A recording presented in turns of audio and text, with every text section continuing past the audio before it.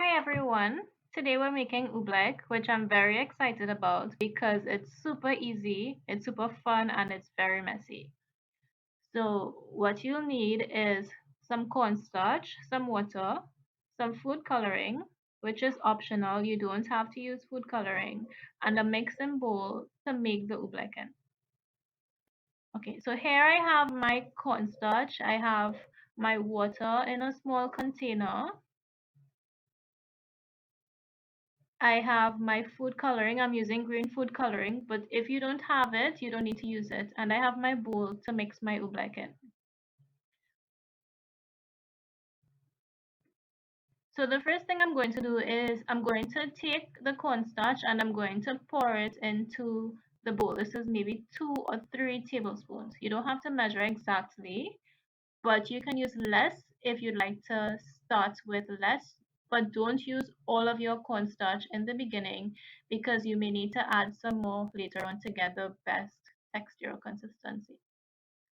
Okay, so now that I have my cornstarch in a bowl, I'm going to take my food coloring and I'm going to add it to the water before I mix it to the cornstarch because if I try to do it after, it'll be very tricky.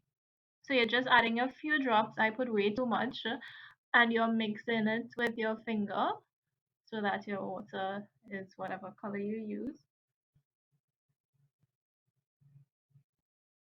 And now you're going to pour your water very slowly into the cornstarch. I am pouring about half the amount of cornstarch that I have in water. So for example, if you use 2 tablespoons of cornstarch, put only 1 tablespoon of water. So you're going to mix it very slowly to make sure that all the cornstarch is mixed in with the water. If you find that you have like big spots of cornstarch that can't mix, then you can add a little more water, not too much, just like a teaspoon, not too much, because then it will be too watery and you won't get oobleck. So you continue mixing slowly with your finger. If you ended up putting too much water and it's too watery, you can just add some more cornstarch until you get the best texture. Now, as you can see, this is very messy, so you should do this in a place that's easy to clean up if it's outside or on a counter. Right, so you keep mixing until everything is incorporated. Now my oobleck hair is finished, and I know it's done because when I pick up the bowl and turn it, you see it pours, but if I try to grab it, it it sticks together and it acts like a solid. So that's how I know that my oobleck is finished. When I hold it like this again, it's pouring out of my hand like a liquid. So cool, right?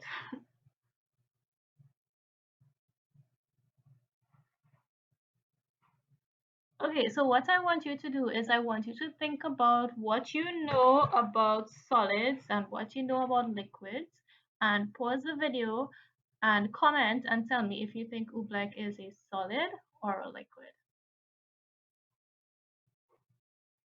Well, oobleck is something that's called a non-Newtonian fluid or a non-Newtonian liquid, and that means that it's technically a liquid, but it doesn't follow all the rules of a liquid.